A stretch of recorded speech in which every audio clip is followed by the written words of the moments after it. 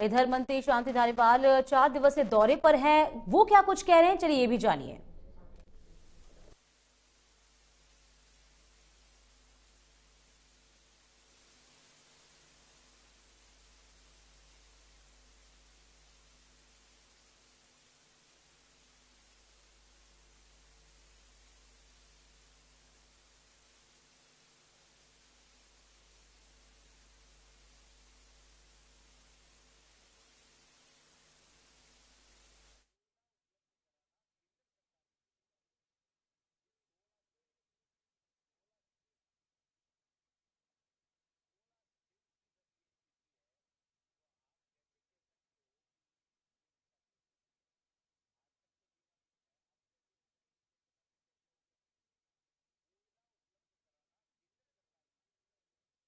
पहले तो उत्पादन पे ध्यान दिया। उत्पादन पे ध्यान देने का मतलब ये था कि जो 130 एमएलडी का हमने 2011-2012 में जो सकतपुरा में इंटेक वेल बनाया था, उसको 130 से 70 बढ़ा करके 200 एमएलडी का जो है वो प्रोग्राम बनाया गया स्मार्ट सिटी के पैसे से ही। और स्मार्ट सिटी के पैसे से ही जो है अब आपका श्रीनाथपुरम में 50 एमएलडी का बनाया गया।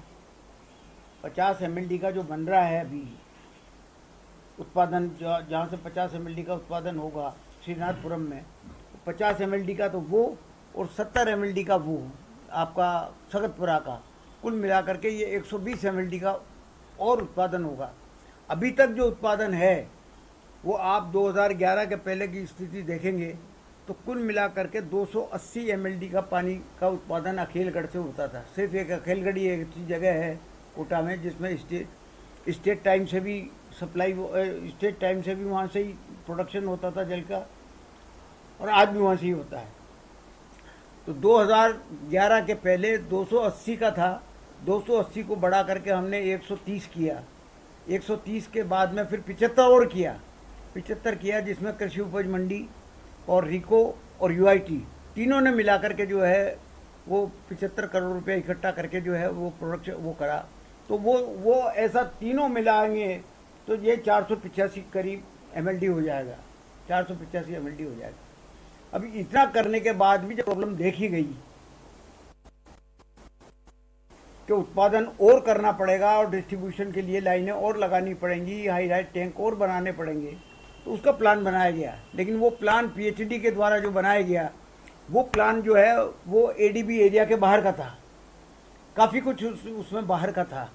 तो तय ये हुआ कि भाई उत्पादन का इस काम तो जो है वो यूआईटी करेगी और डिस्ट्रीब्यूशन लाइन डालने का काम पीएचडी करेगी।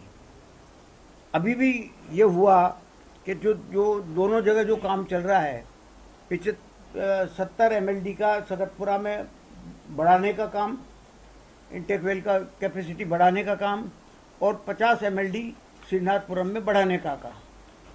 तो ये दोनों यूआईटी के द्वारा संपन्न हो रहा है। और 25 करोड़ रुपया रखा गया डिस्ट्रीब्यूशन के लिए। वो डिस्ट्रीब्यूशन कौन करेगा? पीएचडी करेगी।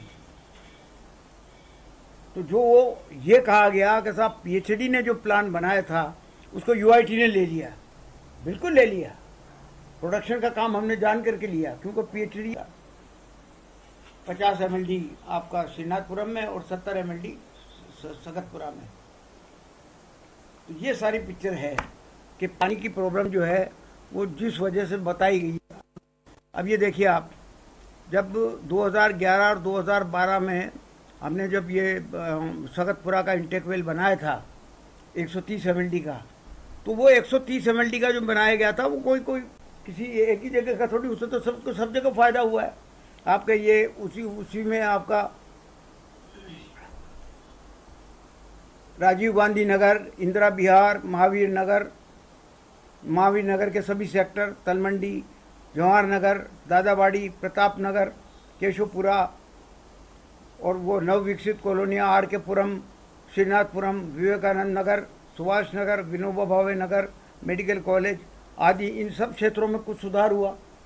पहले जितना था, मैं ये नहीं कहता कि पूरा सुधार हो गया हो, लेकिन निश्चित तौर पर जब पानी का प्रोडक्शन बढ़ा 130 एमएलडी का 2011-2012 में, तो पानी का प्रोडक्शन बढ़ा तो उसका फ़ायदा तो वहाँ पर भी पहुँचा है ना।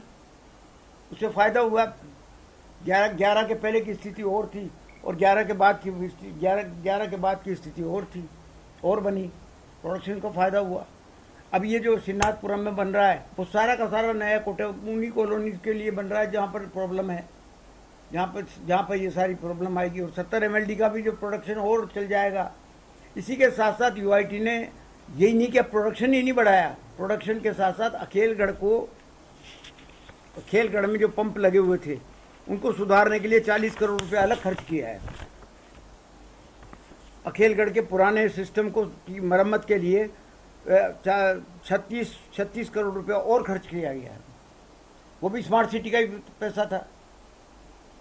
तो कुल मिलाकर के जो पैसे का जो ये बताया जा रहा है कि साहब सारा प्रोडक्शन में लगा दिया, अगर पानी का उत्पादन ही नहीं होगा तो आप दोगे कहाँ से पानी। अब रह गया सवाल डिस्ट्रीब्यूशन का, तो डिस्ट्रीब्यूशन का तो 25 करोड़ रुपया का प्लान PhD ने जो बनाया था वो आज भी उनके पास है, वो UIT के पास नहीं है। तो वो कब उपयोग करेंगे उस पैसे? वो उपयोग करेंगे तो ये तो उनको पूछना चाहिए वो क्यों नहीं उपयोग कर रहे हैं। उन्होंने PhD वालों को, स्पीकर साहब ने PhD वालों को बुला लिया और बुला करके पूछा तो उन्होंने तो अपनी पिक्चर दे दी कि साहब UIT ने ले लिया साहब सारा काम। उन्होंने ये नहीं बताया कि 25 करोड़ रुपया आज भी हमारे पास पड़ा है जिसकी 1 इंच की लाइन आज तक उन्होंने नहीं डाली। नहीं तो जैसे उत्पादन भी हो गया और वितरण नहीं होगा तो उत्पादन होना वही कह रहा हूँ ना आपसे कि उत्पादन तो हो जाए। UIT का काम उत्पादन का था, हमने उत्पादन का काम जान करके लिया उनसे, PhD को नहीं करने दिया। जल्दी पूरा उत्पादन का काम UIT से करवा दिया ताकि टाइम के अंदर अंदर पूरा हो जाए। और क्योंकि PhD में कई तरह की फॉर्मेलिटीज होती हैं, वो फॉर्मेलिटी हर चीज़ के लिए चीफ इंजीनियर के पास कागज जाएगा, वहाँ से पूछा जाएगा, ये होगा वो होगा वो होगा, बहुत लंबा प्रोसीजर होता है उसका। इसलिए हमने प्रोडक्शन का काम अपने हाथ में ले लिया था। अब डिस्ट्रीब्यूशन का काम उनको 25 करोड़ रुपये उन्हीं के प्लान के अनुसार 25 करोड़ रुपये जो रखा गया था वो आज भी उनके पास पड़ा हुआ है, लेकिन उन्होंने अभी तक काम शुरू नहीं किया। असल में तो उनसे काम शुरू करवाने की बात है कि उनसे काम शुरू करवाया जाना चाहिए था। वैसे जैसे आप अगर उनसे कहे या उनके मंत्री या जो भी, हमने तो कह दिया उनसे, लेकिन उन्होंने जो मीटिंग ली PhD वालों से, तो PhD वालों ने जो गलत पिक्चर उनको दी तो उसको समझना चाहिए था उनको। तो भाई 25 करोड़ रुपए तुम्हारे पास पड़ा हुआ, तुमने काम किया बताओ।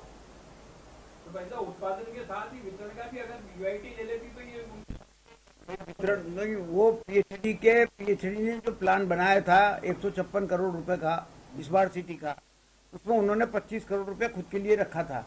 तो हमने भी ये सोचा कि कुछ काम इनको दे दो और कुछ काम UIT करवा ले, ये सोच करके उन्हीं के वो रख दिया था। नहीं तो उसको चेंज करने का अधिकार तो था ही हमें।